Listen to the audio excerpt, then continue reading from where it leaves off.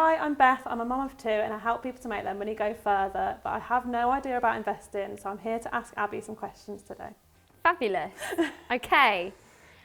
We have a whiteboard and a pen. We do. Ask your first question. Okay. If you could simplify investing, if you had to sort of give it in a one sentence, what is investing? What would you say? Okay, so I'll give you 2 words. It is building wealth. That is all investing is. You are building your wealth for your future. So you were talking about how you help families save money, lots of different ways you do that. But in terms of saving money, there's also building on the money you already have and building that wealth to last you for a long time. Okay. Wealth to me immediately makes me switch off because it makes me feel like you need to have a lot of money to do this. You need to be wealthy. You need to have, thousands of pounds to do it. And I guess that's probably like a barrier to me ever investing before. So do you need a lot of money to get started with investing? No. When it comes to investing, especially with Invest Engine, you can start with £100 putting into your stocks and shares ISA, and then following that, you can set up automatic transfers for, let's say, £20 a week or £20 a month, depending on what you've got available to you. And obviously you can increase that as well. But this is not about having thousands of pounds in the bank. It's about starting, making the start, and then carrying on with those small increments. Okay, so if I had £100, I opened an account today, and then I had a plan for the year. I was going to put £20 a month in there, but then something unforeseen happened and I couldn't put that £20 in again. Would I have to close the account, or could I just leave it there? Absolutely not. So you can just leave it there. So it's not something that if you don't put into, it all falls apart. It's there building money, and they're building your wealth for you over time. And so for some people, like you said, there might be seasonalities to their income. They might have more in the summer, they might have less in the winter, vice versa. And it means that in the times that you can put more money in. And the times that you can't, you don't have to, but that money should be hopefully growing over time with you just leaving it there passively. So is it still worth doing it if it's only these sort of smaller amounts of money?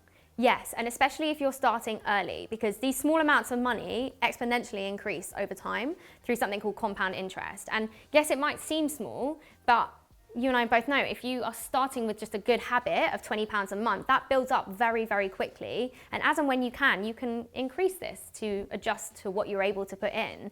And you are hoping when it comes to investing that you're going to see better returns than you might have if you just leave it in your current account with absolutely no interest accumulating on it. Can you explain to me really simply what is compound interest? I see it all the time online, but I actually have no idea what it means. Of course. So it is effectively, in word format, it's building money on your money as it grows. But let me show you and break down the numbers. So let's say we're starting with £100, and in the year we have 7% interest through investing. That's like the average investing rate, let's say. And so at the end of year 1, you'd have 107. And by the end of year 2, you're not just adding £7, you're adding 7% on the new number. Does that make sense? So you are... So because you've made the £7 from the investment, you then get 7% on your new total. On your new total. And so therefore, you'd end up with £114.50, which I know in this instance is only 50p. But what you also want to think about here is that by year 10, you are looking, let's write that down here, at around £196.50.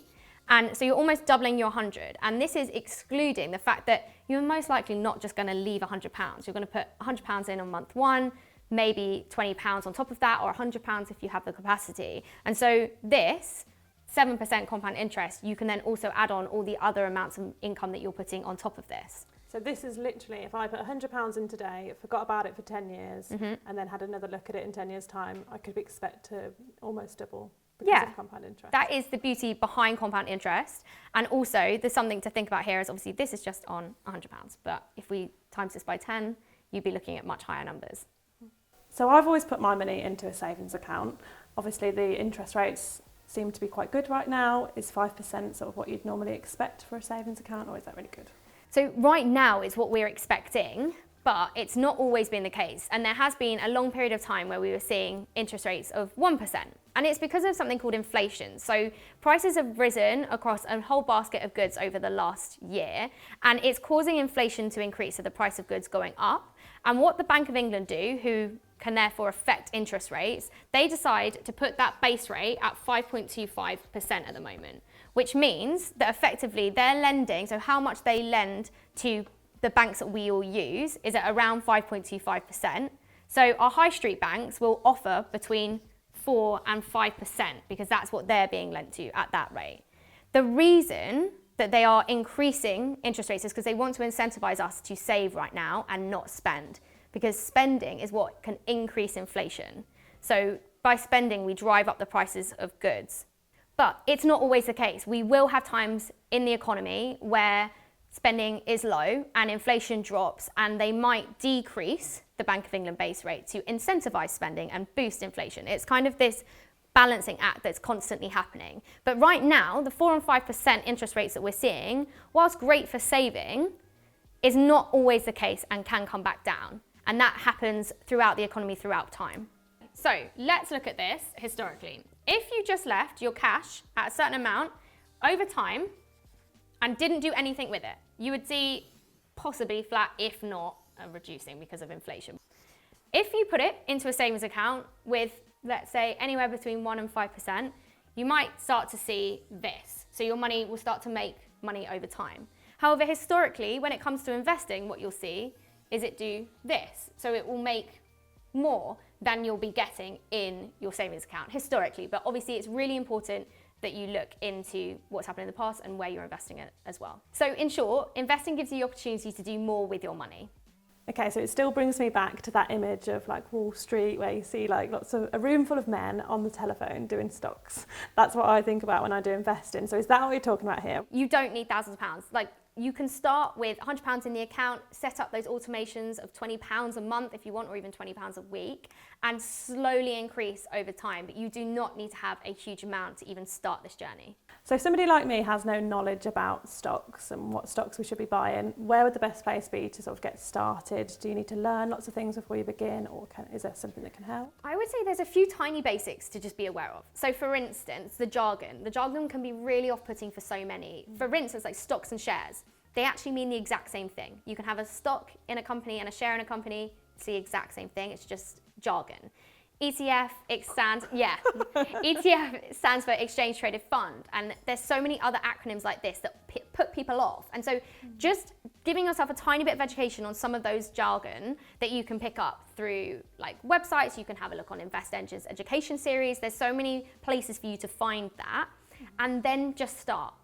Start small. Don't put all your eggs in one basket, and make sure you're diversifying your portfolio. And what I mean by that is making sure that you're investing in lots of different things, not all just investing in one single ETF, let's say, or one single stock, but definitely starting, because that's the hardest bit. Many people are very comfortable starting when it comes to saving, and it's effectively, you're doing the right thing. You just need to transfer that into an investment account and carry on that habit. I guess the problem that I have is that I don't have the time to kind of learn all of this stuff, and I still wouldn't feel comfortable with knowing what to do. So is there another option for somebody that had no knowledge? Yeah, of course. And it's totally understandable, because there is a whole host of knowledge and people spend their entire careers trying to understand all of this.